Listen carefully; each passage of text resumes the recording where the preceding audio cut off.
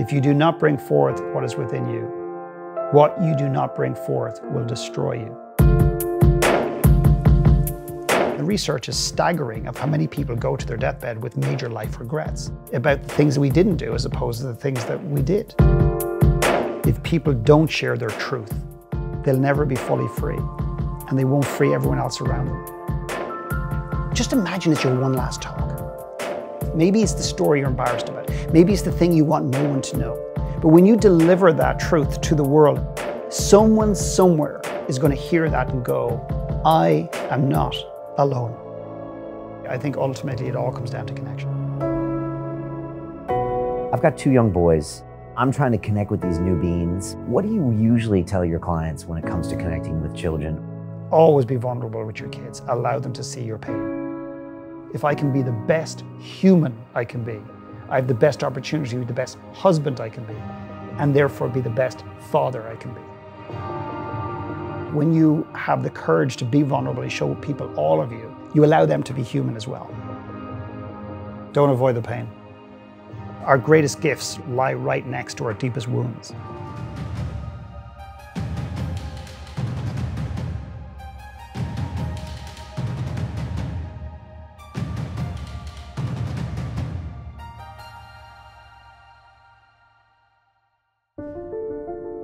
They say that the human race is doomed, that we have lost touch with our true nature, that the media has corrupted us, and that the planet has no future. I disagree. I believe that humanity is full of hope, and that our salvation lies within each one of us. My name is Brian Rose, and my job is to listen, the oldest method of learning known to man. Each week I seek out individuals that are changing the world, people who are living and thinking in a different way. Their stories will challenge your beliefs, make you question your choices, and perhaps inspire you to change. I never planned on doing any of this, but now I can't stop. Join me on this mission and make humanity something we can all be proud of.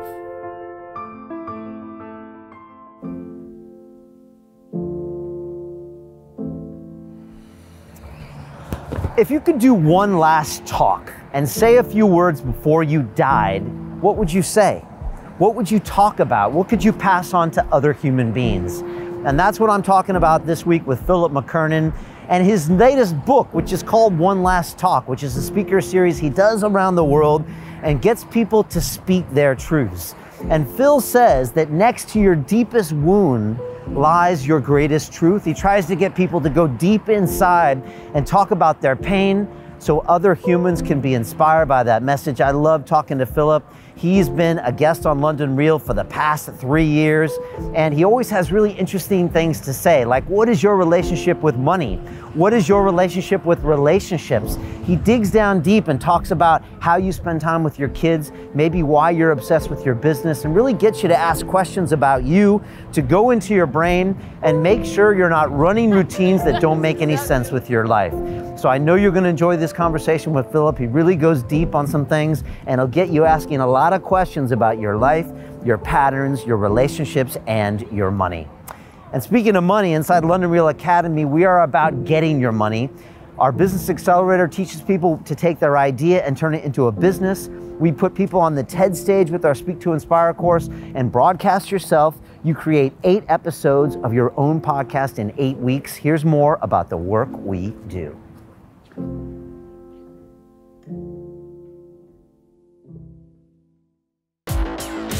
London Real doesn't stop when the conversation ends. You see, that's when we get started. Because everything begins with a thought, and then comes the action. The London Real Academy is our global transformation platform. Here we bring together thousands of students from over 75 countries. Whether you want to build a profitable business from your passion, or learn to speak to inspire, or broadcast yourself with your very own podcast, or accelerate your life to become a high-performance person, we have the online accountability course and personal mentoring program that will make your dream a reality. Join us, and we'll take your life to the next level together. Our next accelerator course is starting soon.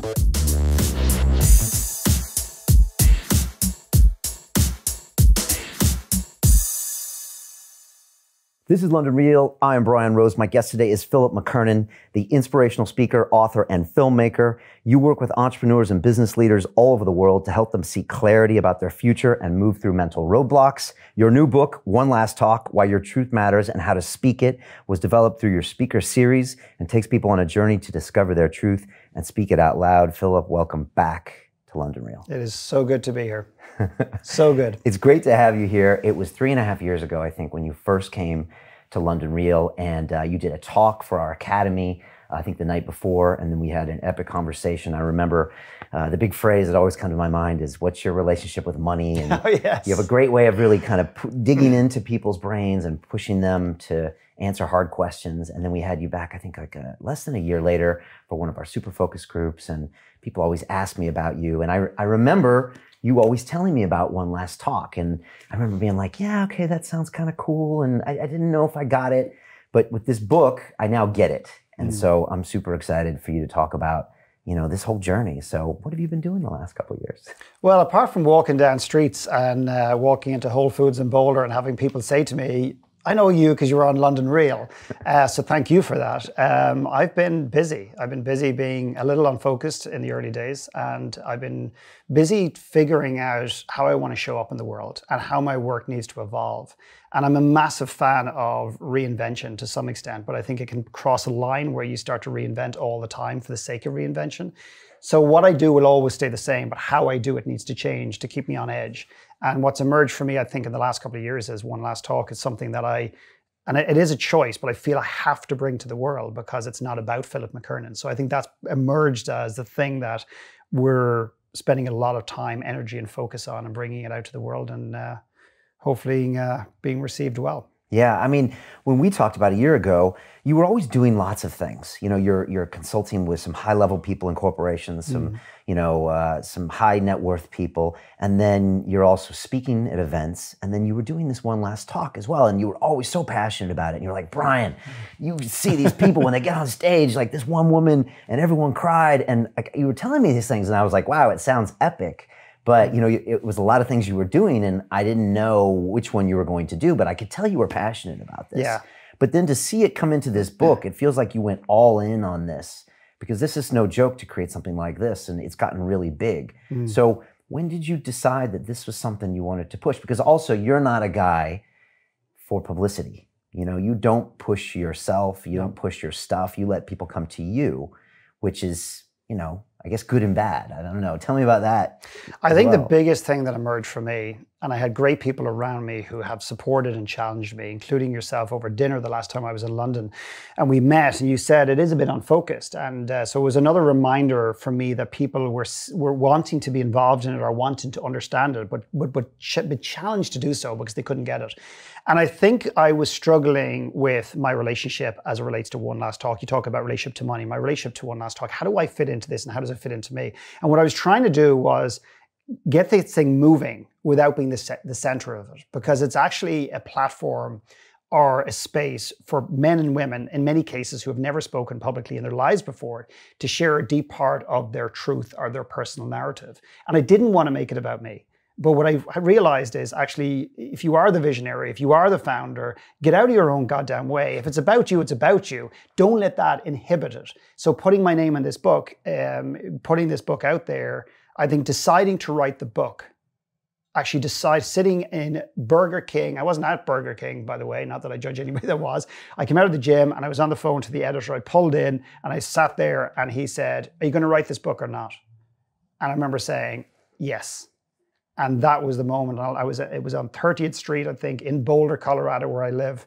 And I said yes. And the minute I said yes, the universe started to conspire to make this happen in ways that I could not have imagined. That's really fascinating, because I feel the same thing with London Real. I was always kind of hesitant to stick myself out there, and here's the guest, here's the guest, here's the guest. But it's only when I actually put myself out there and show things about my life that people can get it. So it's like, stop being selfish by not putting yourself out there. Absolutely. Right? Well, I think sometimes, and I believe this through the work I do, I think sometimes we're brought to some extent kicking and screaming to the very thing we're destined to do.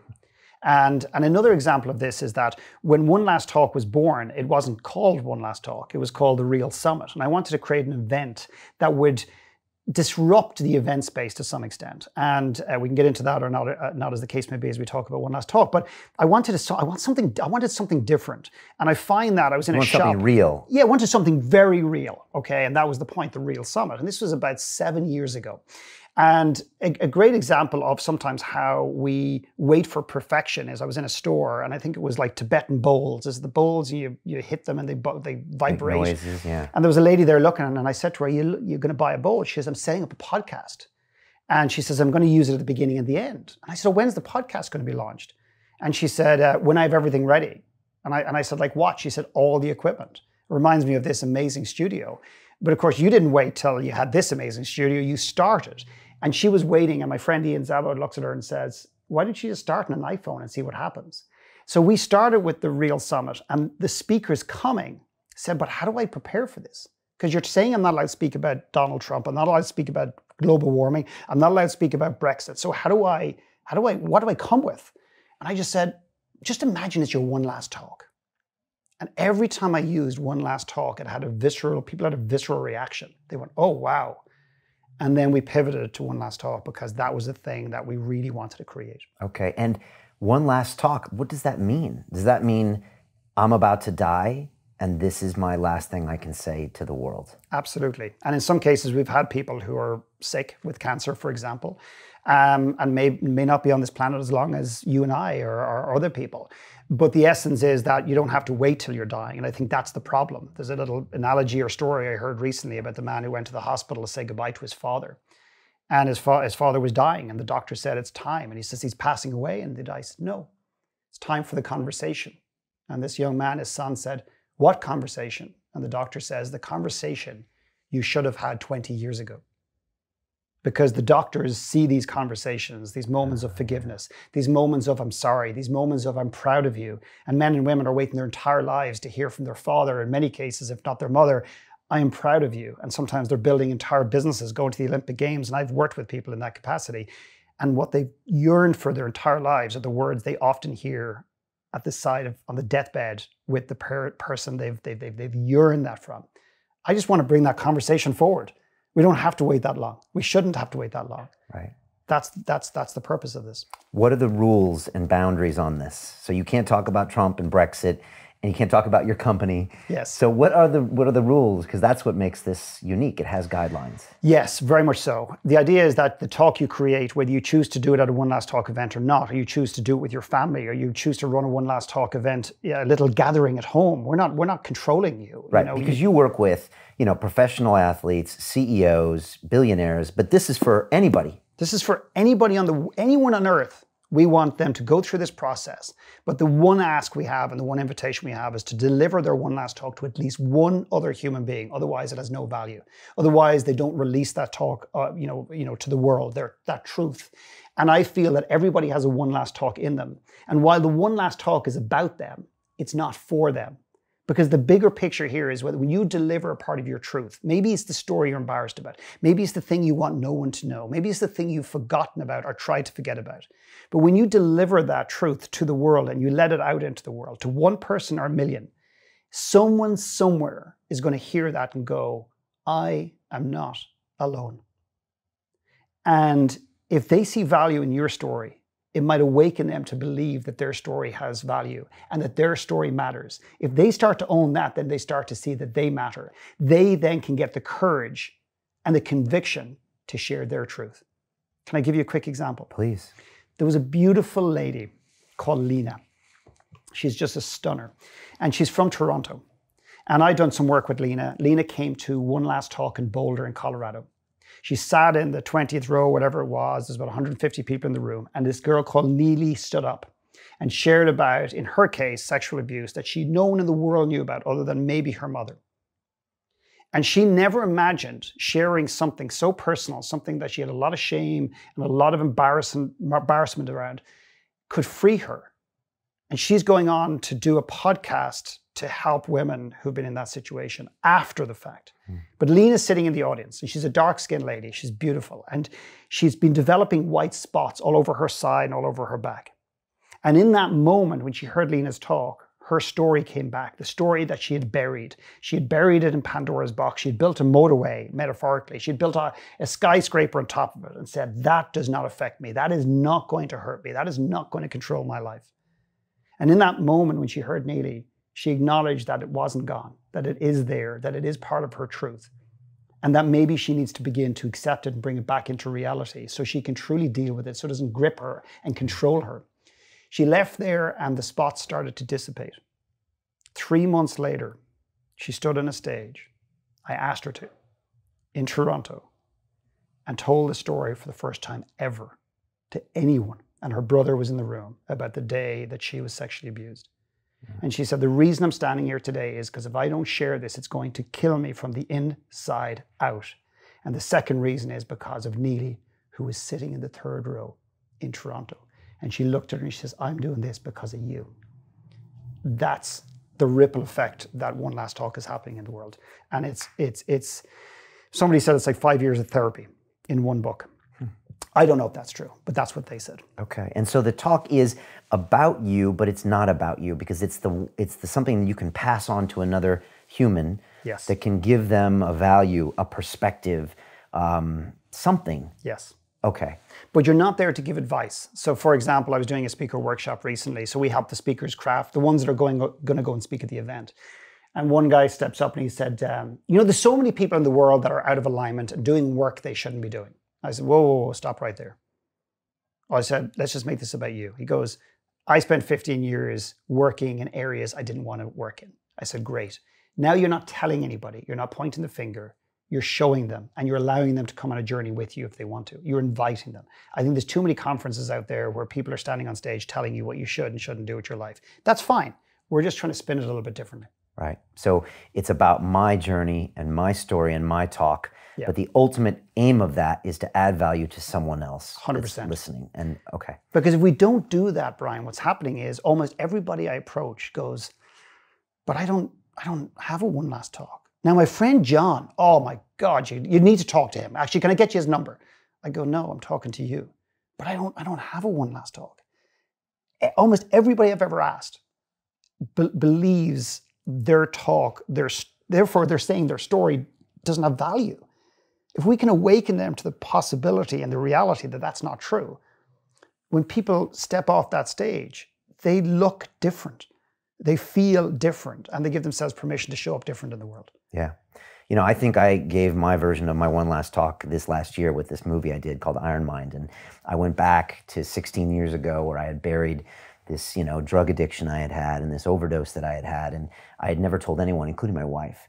And it all kind of came up in this atmosphere and training and going back to New York City in the same neighborhood and flashbacks to me ruining my life and ruining friends' lives. And I'm telling you, Philip, it was this dark hole in my life that I thought would never, ever, ever have any purpose.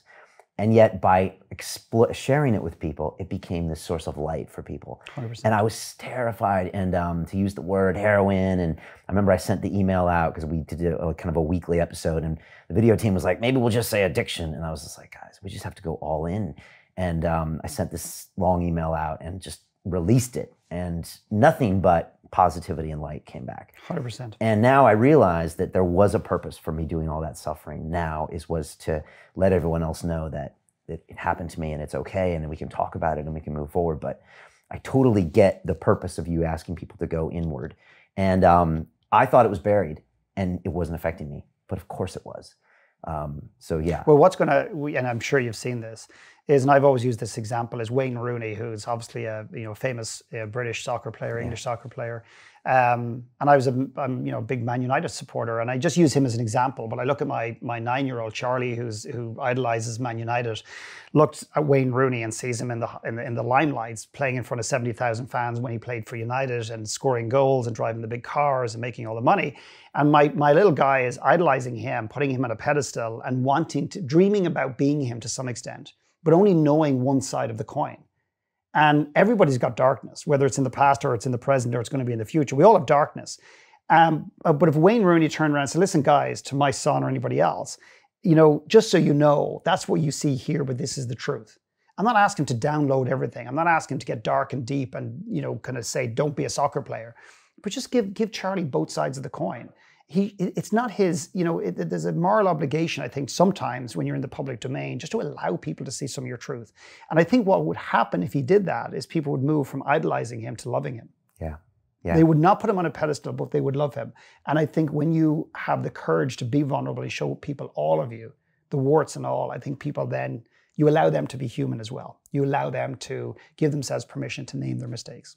Why is it so counterintuitive? Because when someone does open up, almost always they are showered with, like you said, love. Like I said, that no longer an idol, we now love them. We want to connect with them. We want to feel and know they're real. And yet most people won't do it.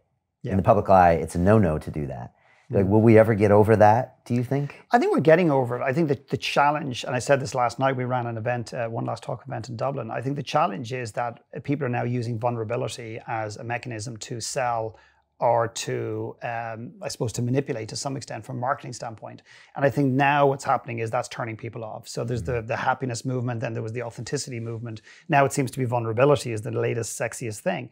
But if you sit in an audience or even on television, you can tell. I think if you just shut your eyes for a second, listen, you can tell when somebody's just trying to be authentic for the sake of it, as opposed to somebody who's sharing a part of their deep truth because they're ready to do it. And they're tired of carrying the burden. Okay. And they're tired of pretending everything is awesome on Facebook every day, because it's exhausting. I know what that feels like. It is exhausting pretending to be something you're not. I did that for 37 years of my life, and I still do it to some extent today. You never stop doing it. I think the moment you think you've stopped doing it, I think you've become complacent. For 37 years, I was definitely trying to show the world or pretend to the world I was something I wasn't. I was trying to pretend to myself, for Christ's sake. And it was absolutely exhausting. What makes this different than a TED Talk? I'm sure you've been asked that. How is that different? Because similar time, you ask people to tell these stories. It's the other kind of format that people know. How is this different? Well, I think TED has done an extraordinary job, and its ideas worth spreading, and that's the point. And a lot of it is very intellectual ideas about science and the future, and that's great, and there's a great place for that.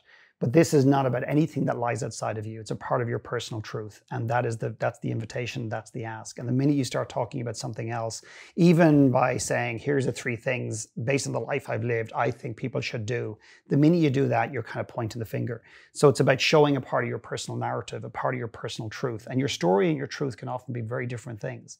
My story is where I was born, where I went up, where the school I went to, or the college I didn't go to, the job I had. The truth was, like, what was the essence of who I was, how I was feeling during those times? What was the pain that I had that no one knew about? What was the joy I experienced? So it's not all dark stories, but there tends to be an emphasis on some of the more painful things, because our greatest gifts lie right next to our deepest wounds. And I really believe that. And when we can accept those, we free ourselves and we accept all of our stories. Because many people have, if you think about life as a book, most of us have a couple of chapters in our lives we'd rather forget. Or we'd rather go, geez, I like Brian's chapter 8 or 9, and Philip's chapter 1. But Jesus, I don't want those chapters in my life. So they're walking around this earth, trying to fit in, trying to stand out, trying to do whatever it happens to be, but yet they're basically rejecting a significant part of who they are. Those 2 chapters that they're ashamed of, they're embarrassed about. If they can start to accept them and bring them into their life, they're accepting all of who they are. And they give themselves permission to achieve success that ordinarily, I believe, they will sabotage. I really believe that. I've seen it. I've absolute evidence of this. When people share all of who they are, I promise you, you already know this. Because of the movie you did, I guarantee you're going to experience more success because you've shared all of you with the world. People are going to want to lean in. They're going to want to be close to you. They're going to want to know you more. They're going to want to support you more. They're going to go, wow, there's guts. There's a man who has the courage to share all of his story. What do you tell your students and people that are reading this book and they're in chapter 4 or 5 and they panic? I can't go there. I'm having a panic attack, Phil. I'm remembering this thing that happened to me when I was 8 years old, and I got to stop. What do you tell those people? I'm sure you deal with them live, but even if someone's watching us, like, what if they get really close and then they can't go there? What do you tell them to try to get them through? Put the book away. There's no point. I don't want anybody pushed to the edge. This is not about pushing somebody right to the edge. So they're so uncomfortable with the talk they're about to deliver, or the talk. Forget about whether they deliver the talk, because this is not what this conversation is about. This is about doing the talk for yourself, going through the process of going through the different exercises and understanding who you are at a very, very deep level. You may never want to give the talk publicly in your life. That's okay. You don't have to. But I would ask them to, if something starts to come up like that, put the book away. I mean, it's obviously something that's new or something that is old, but is new in terms of how you're, like, you haven't dealt with it, you haven't named it. And maybe it's time for you to get some therapy or go to see somebody or get some expertise to help process that if you feel that it consumes you. I want people to be able to share a part of their narrative that pushes them a little bit, but not to the point where they get lost in the pain of it. Okay. There's no purpose to that, because they'll get up and they'll do a talk at an event and you'll see that they're just so lost and consumed by the pain. They haven't done any work on it, really. And that's no good to anybody. You're disrespecting yourself in that case.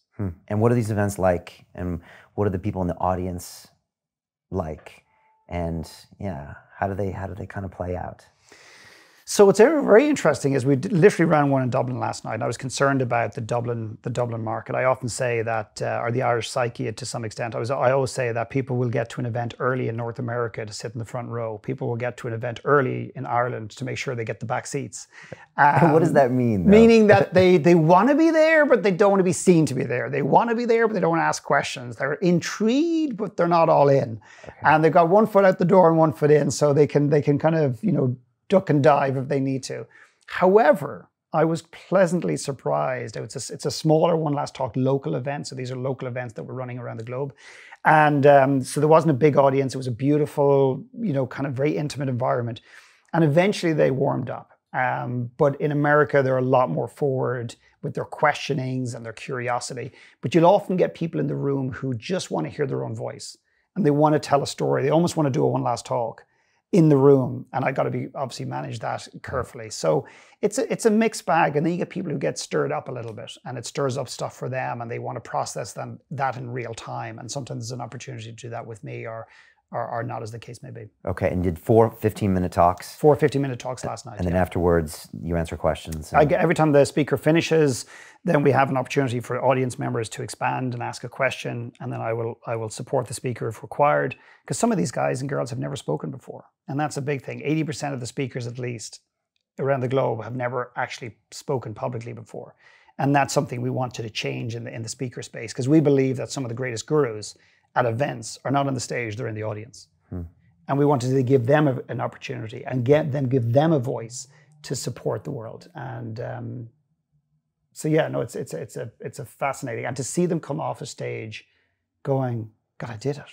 And then to hear the feedback, people coming up and hugging them. And I just get to sit back and watch this unfold. And then they look at me and go, somebody really liked my story, and they're going to have a different conversation with their daughter because of my story. And it's like, I say, yeah, of course.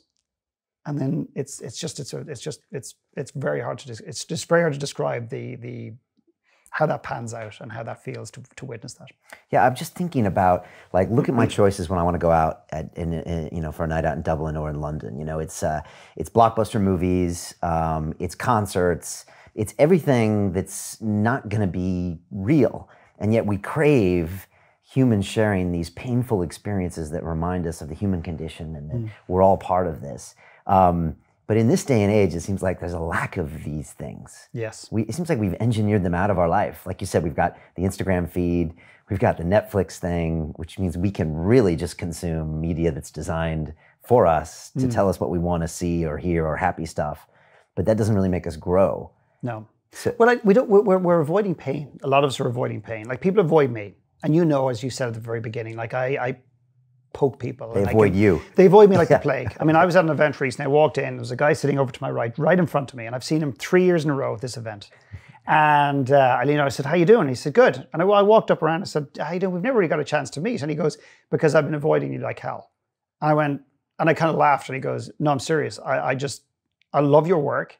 I watch everything you put out there, but you scare the shit out of me." And this guy runs a multi-million-dollar business. He's got a beautiful family. He's got his shit together on the surface, everything else. But I represent a kind of a mirror. And, you know, people often say, "Oh, McKernan will make you cry."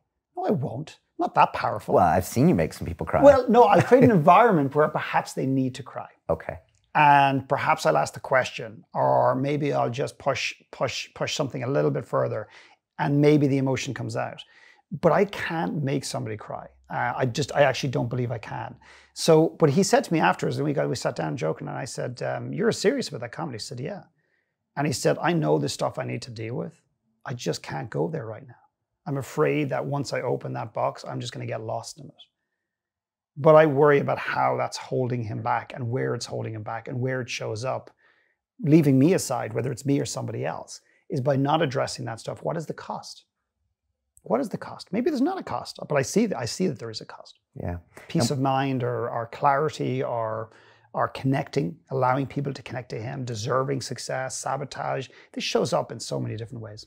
And when you go and speak at these events, and I've seen you speak, you know, in front of a couple hundred people, and, you know, high performance people, that kind of thing, you know, certain themes come up with these people, right? I mean, you're literally in real time drilling down to these people a lot of times and evaluating the surface versus what you think is down inside and what's really going on in the heart.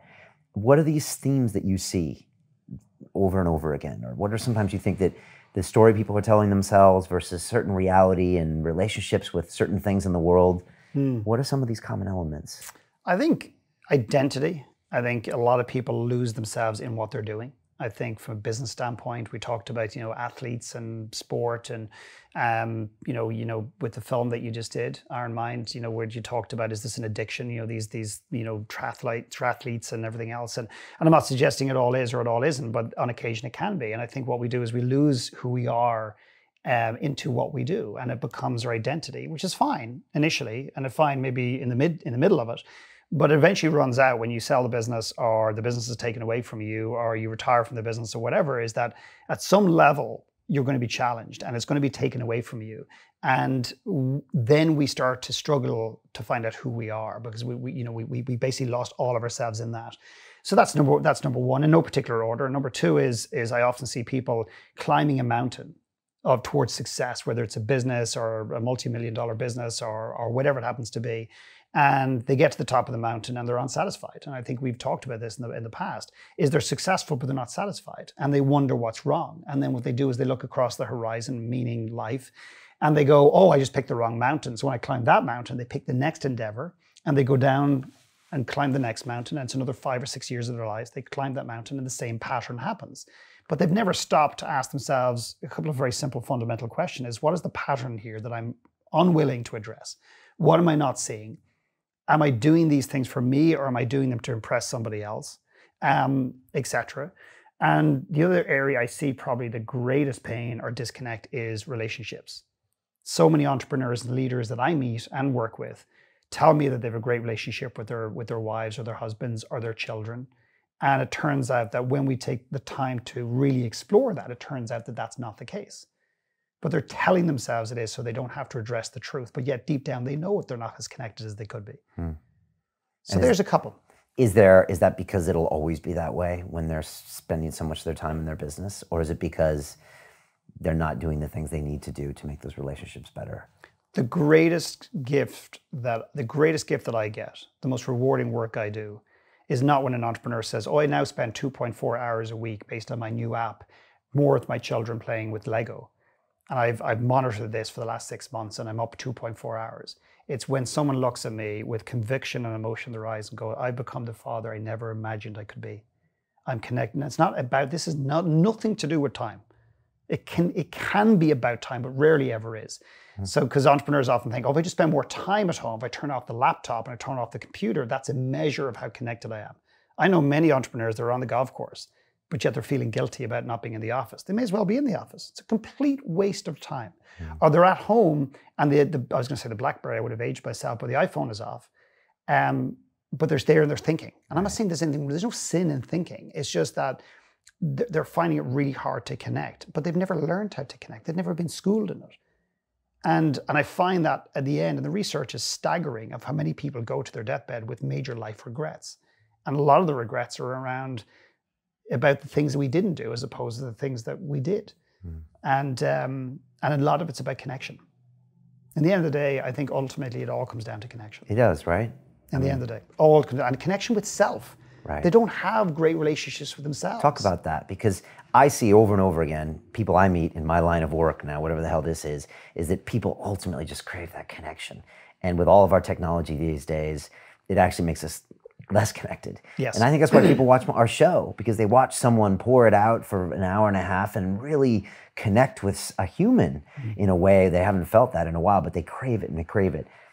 So I'd love to talk about that as well, but talk about with the connecting with yourself, because that's an interesting point. Well, I think this is the most fascinating connection, our connective opportunity, or relationship in the world. I mean, a lot of people would say it's God, and whatever you believe in, I respect it.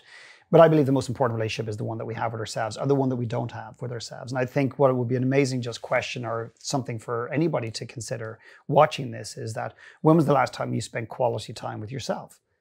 Without your phone on, without your laptop on, without a movie, without a book, without anything. It was, when was the last time you literally, and I encourage every one of my coaching clients, not every one of them does it, by the way, just so we're clear, every single one of them to spend at least minimum 2 days and 1 night away with themselves, minimum once a year, but ideally twice a year, like every 6 months. And I remember one client going, so you could just see, he was like, just so, and he was like, and he was just getting, he was squirming, like he was so uncomfortable. He goes, so like, well, what do I do? Like, it's a strategy thing. Like, it's a brainstorm? No. But what do I do? And he goes, you just hang out with yourself. And he goes, I can't sit in the car without the radio on. You're expecting me to go away for, and I said, I'm not, I'm just asking you to consider it. Do it or don't do it. So he rings me about 4 weeks later and he goes, quick question, just a bit of clarity about this thing. I said, yeah, go for it. He goes, myself and Chris, who was on the coaching program at the time, he said, we're both going to go away together, but we're not going to hang out during the day. We're going to sleep in the same, like, house, whatever. Is that okay? And I said, what do you think? He goes, probably not. I said, great. Well, get off the phone, stop wasting my time. And I put the phone down. He came back and he just said it was the most painful thing. He did it. He went to a place called Tofino on the west coast of Canada, or Vancouver Island. Beautiful area. And he said it was the most, he could not spend the time with himself. Now it's changed. And as a result of him getting to a point where he was comfortable enough in his own skin just to have time with himself, it's improved every other relationship in his life. Mm-hmm. It's allowed him to connect with other people in ways that he never imagined. Because what's our benchmark, Brian? When I say to myself, let's just say I have a girlfriend and I just say, myself and my girlfriend, we get on great right now. She's amazing. What's my benchmark for that? What's my historic precedence for that? Is my last girlfriend or my friend's girlfriends or whatever. But what if it could be so much better than it is right now? I'm always intrigued. I'm a greedy bastard in that sense. It's like, let's just say it's 80%. What if, I want another 5% out of that relationship. I want another 10%. And I find that we spend a lot of that energy in our businesses trying to get the next bit of productivity, but a lot of us don't take the time to say, actually, hang on a second, how could my relationship with my kids be better? Well, when I retire, when I build this business and then I have enough money and then I'll be able to take them to Bahamas. I don't know one adult that I've ever met that I've worked with in a coaching capacity said, I wish my parents had worked harder. I wish they were less present and made more money so we could go and have more holidays together. Never met one. Right. Yeah, it's interesting when you see people either say, I'm working till later one day, spend time with my family, or the other one I love, this old chestnut, is I'm doing it for the kids. I sacrifice this for the family. And I actually rewatched the whole Breaking Bad series recently. Don't ask me why, I got hooked on it in a holiday. And I watched the whole thing and I watched it differently. And the whole time Walter White is like selling meth and risking his life. And he's always like, I'm doing it for my kids. I'm saving millions of dollars for the kids. And in the very last episode, he said, you're right, honey. I was doing it for me the whole time, for my ego. Yeah. So how often do you see that? All the time. All the time. And all I say is, that's cool. Now, are your kids okay with that? And I go, what do you mean? Have you talked to your kids? Have you sat Johnny and Mary down and said, now kids, your dad's not going to be as present as he could be. He won't be at some of your soccer games. And if he is, he'll be on the mobile phone or whatever it happens to be. And I'm not sitting here pointing the finger and judging. I fall into the same trap. I still do this, Brian. My kids still take me on and say, Dad, you're on the phone or whatever. So I'm not here preach. I don't want to be preaching and say I have it all figured out, because I don't. But if you're doing it for your kids, just make sure they know so they have a choice in this thing. But don't assume that they're going to be okay with your choice. And one of the other areas I see this a tremendous amount is where people go, okay, I get it. I've watched enough of Brian's episodes. I get it. I'm not in a career path I want to be in. In fact, I'm miserable. And I'm doing something every day that kills me. But I just don't have the clarity about what's next. And a man put his hand up at an event. I spoke in Vegas with 600 people in the room. He put his hand up. He said, okay, I get it. I don't like what I do. And I said, great. I walked up to him. I looked him straight in the eyes. And I said, so what's the question? He said, well, how do I get the clarity about what's next? Because that's the only thing that I'm missing in order to make a change. I said, okay. Dangerous story, by the way. Dangerous statement. And I looked at him and I said, I'll tell you what the problem is right now. And he says, go for it. And I've never met him before. 600 people, how would I know him? And I said, the pain's not bad enough. And he said, well, number one is I disagree with you. Number two is, how would you know that when you never knew me? We've never met before. I said, I can see it in your face. And I said, I'll prove it to you right now. He said, okay, go for it. And I said, how long have you wanted to get out of this industry that you're in, this job that you hate? 14 years. I said, excuse me? 14 years. I said, excuse me, can you say it louder? He goes, okay, 14 years.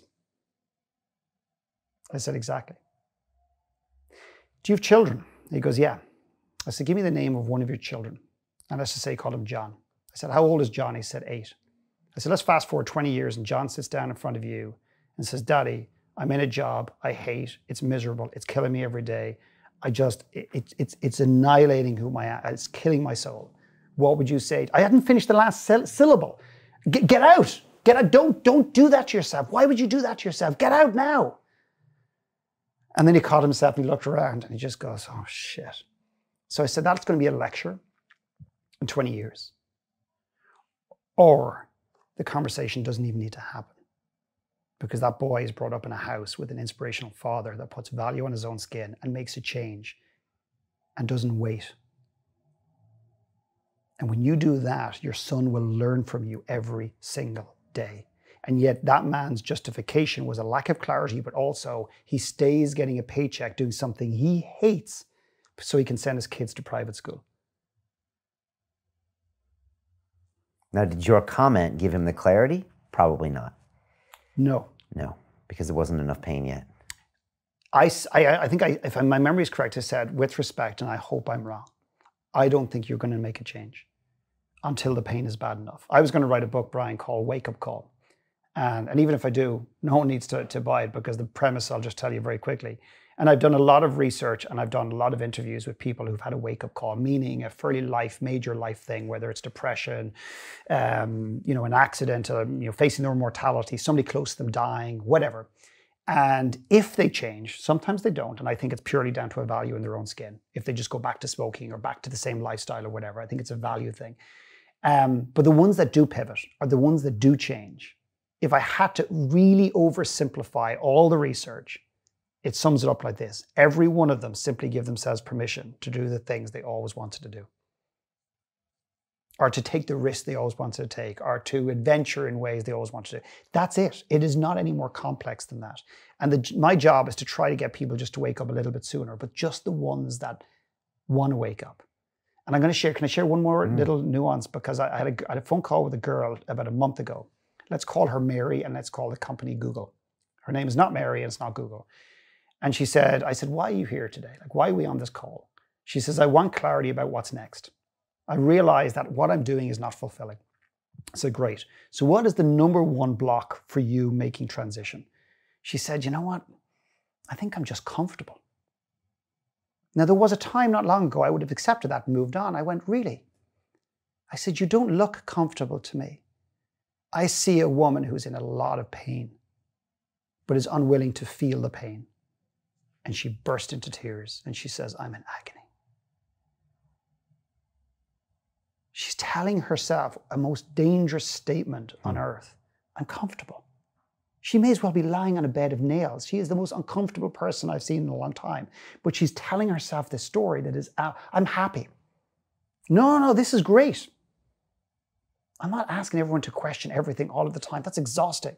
But just on occasion, turn out, am I really as good as I tell myself I am? And if I'm not, why not? And so simple answering that question to you by saying, you're right, I really am miserable, might give her the opportunity of giving herself permission to make that move. Yeah. Okay. Just even naming the fact that you're not as happy as you're trying to be. And then you can start to see your life for what it really is. Maybe he's not treating me with respect. Maybe this job is not for me. Maybe this city I'm not meant to be living in. Maybe there's a career path out there for me that has yet to be uncovered, has yet to be found. And a lot of people put a lot of, hopefully I can get this to make sense, but a lot of people put a lot of emphasis on the execution. So people say to me all the time, oh my God, you're so brave. You moved from the country you love to North America to reinvent, to try whatever. Or maybe in your case, wow, what an achievement to do a film, numbers of films, but to do a film, like what an achievement. And I get that, and it's great. But the real courage comes when I was sitting in Ireland questioning my reality. People don't ask about that. And to sit there with my wife who's sitting outside this door, outside the studio, and to sit there and go, is this really it? Is this as good as it's going to be? Is there something out there for us that we have yet to find? What's possible for us? Is our greatest work yet to come? That was the courage. The execution was just the byproduct of that.